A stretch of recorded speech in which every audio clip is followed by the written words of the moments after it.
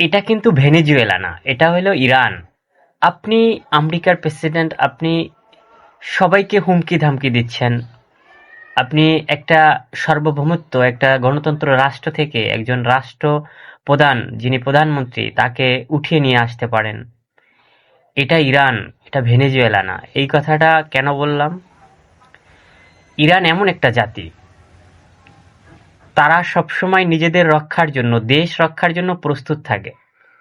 আমেরিকার Donald Trump, তিনি একটা হুঙ্কার দিয়েছে, এর পরে নাকি ইরানকে ধরবে, ইরানকে নিঃশেষ করে দিবে।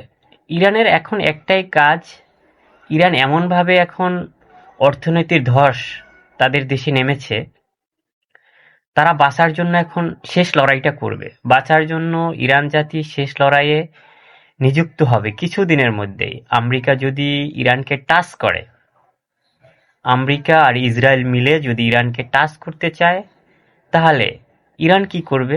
ইরানের একদম শেষের পথ, বাঁচার জন্য শেষ লড়াই হলো যে আমেরিকার যে কয়টা ঘাঁটি আছে মধ্যপ্রাচ্যে, এই ঘাঁটিতে আক্রমণ করবে।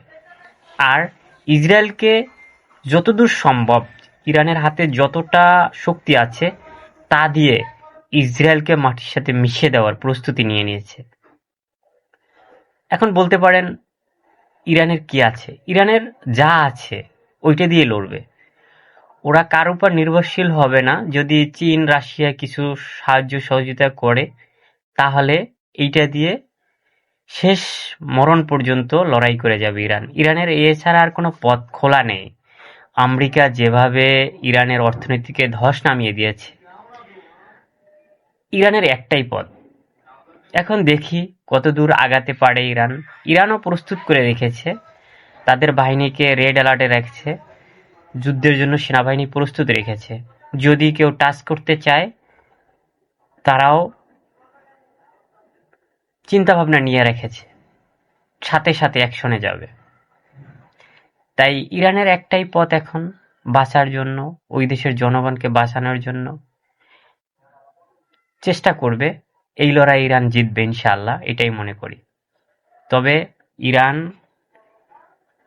একটু বুঝে শুনে আগানো উচিত, এটাই মনে করি আমি। ধন্যবাদ সবাইকে।